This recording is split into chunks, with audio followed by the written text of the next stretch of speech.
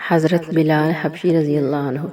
نبی کریم صلی اللہ علیہ وسلم کے دنیا سے پردہ فرما جانے کے بعد حضرت بلال رضی اللہ عنہ کا مدینے میں دل نہیں لگا، لہٰذا آپ شام چلے گئے اور وہیں پر بس گئے۔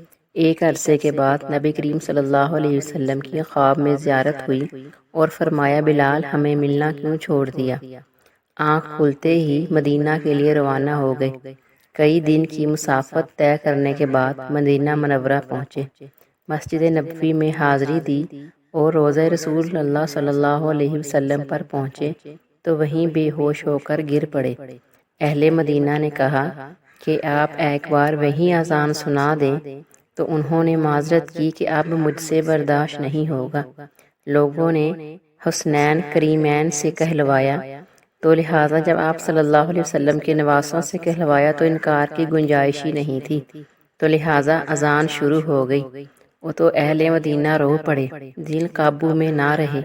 پیارے آقا صلی اللہ علیہ وسلم کا زمانہ تازہ ہو گیا، عورتیں بچے سب نکل آئے، غم سے نڈھال بے قرار ہچکیاں بند گئیں۔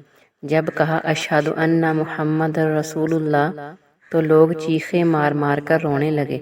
حضرت بلال رضی اللہ عنہ کی نظر ممبر رسول پر پڑی۔ ممبر خالی تھا، سرکار نہیں تھے۔ خالی ممبر دیکھ کر گر پڑے، بے ہوش ہو گئے، اذان مکمل نہ کر سکے۔ ہوش میں آئے تو اٹھے اور روتے ہوئے شام کی طرف روانہ ہو گئے۔ یا اللہ ان جیسی محبت ہمیں بھی نصیب فرما اور ہمارے دل بھی ان جیسی محبت سے بھر دے۔ اسی طرح ایک اور واقعہ آتا ہے کہ اللہ کی محبت والوں کے قصے تو بہت زیادہ مشہور ہیں، لیکن ایک بزرگ فرماتے ہیں کہ یہ قصہ ہمارے شہر کا ہے۔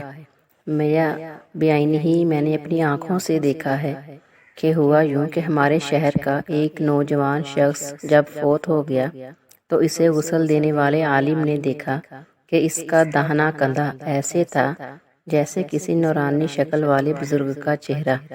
قبر میں اتارتے وقت بھی عالم نے محسوس کیا کہ اس کے داہنے کندھے میں سے روشنی پھوٹ پھوٹ کر نکل رہی تھی۔ تو عالم کو بڑی حیرانگی ہوئی، تو دفن کرنے کے بعد امام صاحب نے اس مردے کے گھر اور گھر والوں کو ساری کیفیت بتا کر وجہ پوچھی کہ اس کا صرف داہنا کندھا ہی کیوں چمک رہا تھا، بایاں کیوں نہیں، اور یہ اس کندھا چمکنے کی وجہ کیا ہے؟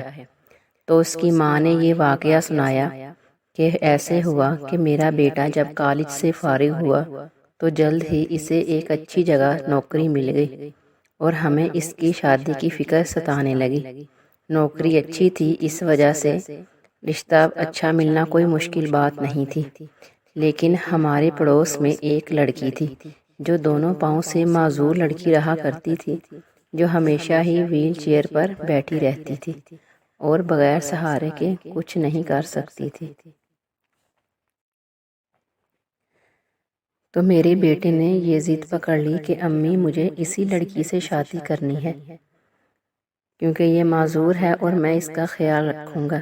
لیکن میں نے اور اس کی بہنوں نے بہت ہی زیادہ سمجھایا کہ وہ معذور ہے، وہ تمہارے گھر اور گھر کے کام کاج کیسے کیا کرے گی، لیکن وہ نہیں مانا، کیونکہ اس کے بقول خوبصورت لڑکیوں کو تو ہر جگہ سے رشتے مل ہی جاتے ہیں، لیکن اس معذور لڑکی سے کوئی بھی شادی نہیں کرے گا، تو لہٰذا میں اس سے ہی شادی کروں گا۔